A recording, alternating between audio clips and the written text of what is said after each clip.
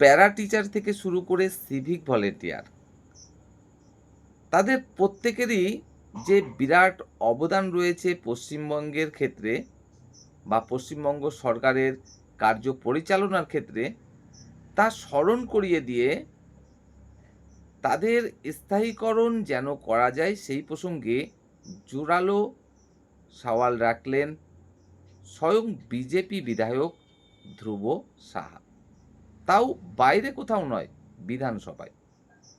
তো এই যে বিষয়টা, এটা কিন্তু আমাদের অবশ্যই একটা আশার আলো যোগায় যে শুধুমাত্র সিভিক ভলেন্টিয়ার বা প্যারা টিচার নয়, অন্যান্যও যে সমস্ত অস্থায়ী কর্মচারী পশ্চিমবঙ্গে রয়েছে, যার সংখ্যাটা মিনিমাম 5 লক্ষের কাছাকাছি, তাদের প্রত্যেকেরই হয়তো আগামী দিনে স্থায়ীকরণ হতে চলেছে বা স্থায়ীকরণ হওয়ার সম্ভাবনা রয়েছে। যখন বিরোধী কোনো রাজনৈতিক দলের বিধায়ক নয়, স্বয়ং বিজেপির একজন বিধায়ক স্বীকার করে নেন যে এই প্যারা টিচার বা সিভিক ভলেন্টিয়ারদের মতো অস্থায়ী কর্মচারীদের অবদান রয়েছে পশ্চিমবঙ্গ সরকারের কার্য পরিচালনার ক্ষেত্রে, এবং শুধু অবদান রয়েছে তেমনটা নয়, বিরাট বড় অবদান রয়েছে, সেটাই কিন্তু তিনি স্মরণ করিয়ে দিয়েছেন। যেমন প্যারা টিচারদের প্রসঙ্গ তুলতে গিয়ে তিনি বলেছেন, যখন 26,000 শিক্ষক শিক্ষিকার চাকরি বাতিল করে দেওয়া হলো, তখন স্কুলগুলোর যে পঠন পাঠন তা কিন্তু চালিয়ে গেছেন এই প্যারা টিচাররাই। প্রয়োজনে একজন প্রাথমিক বিদ্যালয়ের শিক্ষক শিক্ষিকা তিনি পড়িয়েছেন আপার প্রাইমারিতে, আবার একজন আপার প্রাইমারি স্তরের শিক্ষক শিক্ষিকা তিনি পড়িয়েছেন মাধ্যমিক স্তরে। এভাবে করেও কিন্তু কি করা হয়েছে, বিদ্যালয়গুলির যে পঠন পাঠন সেগুলি চালু রাখা হয়েছে।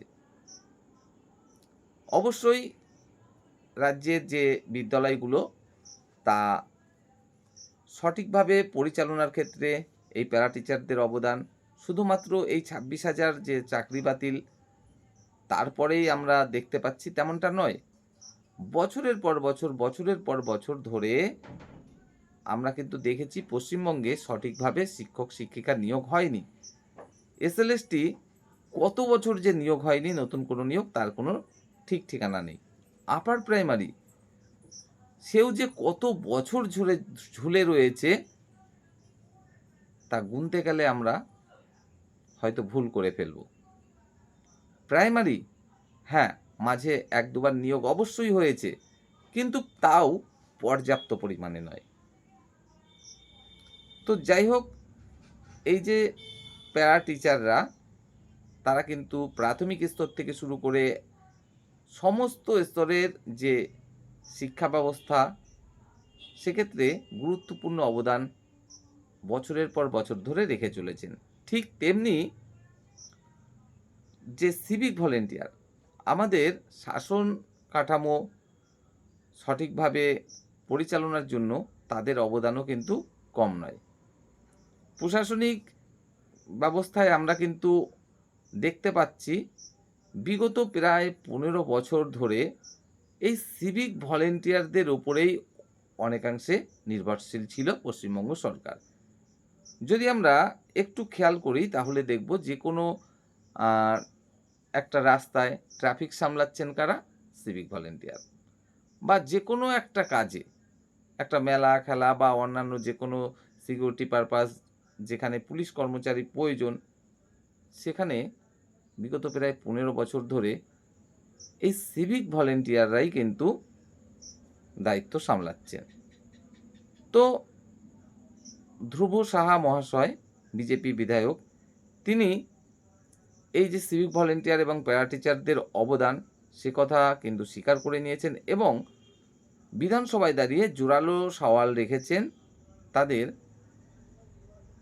যখন কোনো নতুন নিয়োগ হবে সেক্ষেত্রে ন্যূনতম 25 থেকে 30% আসল সংরক্ষণ করে স্থায়ীকরণের ব্যবস্থা করার জন্য।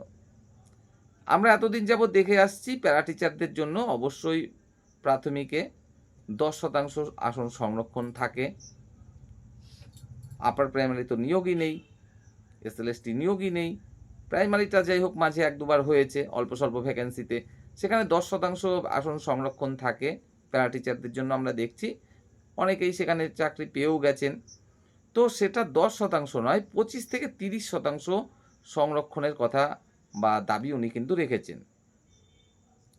তেমনি সিভিক ভলেন্টিয়ারদের ক্ষেত্রেও কিন্তু উনি একই রকম দাবি রেখেছেন 25 থেকে 30% আসন সংরক্ষণের যখন আগামী কোনো নিয়োগ হবে পুলিশে।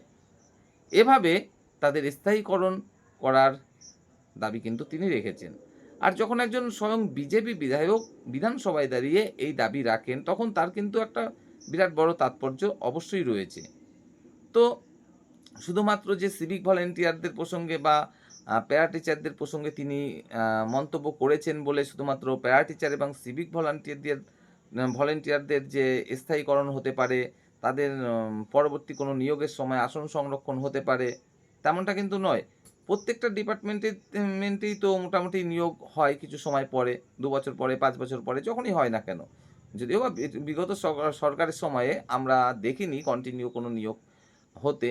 তো নতুন সরকার যেখানে স্বচ্ছতা বজায় রেখে সমস্ত কিছু আ পরিচালনা করছেন, সেখানে আমরা আশা রাখতেই পারি যে একটা নিয়োগ প্রক্রিয়ার ক্ষেত্রেও নির্দিষ্ট নিয়ম থাকবে যে আমরা ১ বছর পরে, পরে বা ২ বছর পরে, পরে বা ৩ বছর পরে, পরে এত হাজার ভ্যাকেন্সিতে বা এত ভ্যাকেন্সিতে নিয়োগ করব।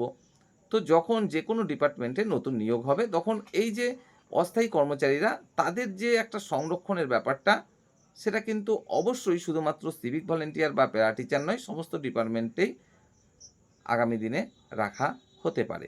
যখন বিজেপি নেতৃত্বেরই কেউ এটা চাইছেন। তো অবশ্যই এটা খুবই একটা খুশির খবর বা একটা আশার আলো আমরা বলতে পারি অস্থায়ী কর্মচারীদের স্থায়ীকরণ হবার জন্য। তো যদি এমনটা হয় তাহলে সত্যিই খুবই ভালো হয়। তবে তার সাথে এই বিষয়টাও কিন্তু অবশ্যই লক্ষণীয়। শুধুমাত্র সিভিক ভলেন্টিয়ারদের জন্য বা প্যারা টিচারদের জন্য আসন সংরক্ষণ আ করে দেওয়া হলো 25 থেকে 30% আর মোট ভ্যাকেন্সি দেওয়া হলো খুবই সীমিত, তাহলে তো আর চলবে না। তো আর এটা আমরা আশাও করি না। কারণ এটা আমাদের বর্তমান সরকারের কিন্তু সেরকম কোনো ইচ্ছা আমরা দেখতে পাচ্ছি না যে আমরা নিয়োগ দেব না, এ করব না, তা করব না, প প পর্যাপ্ত পরিমাণে পারিশ্রমিক দেব না। নতুন সরকার আসতে না আসতেই কিন্তু বড় অঙ্কের একটা নিয়োগের ব্যাপারে নিজে থেকেই মন্তব্য করছেন। কাউকে কোনো আন্দোলন বা দাবি দাওয়া করতে হচ্ছে না।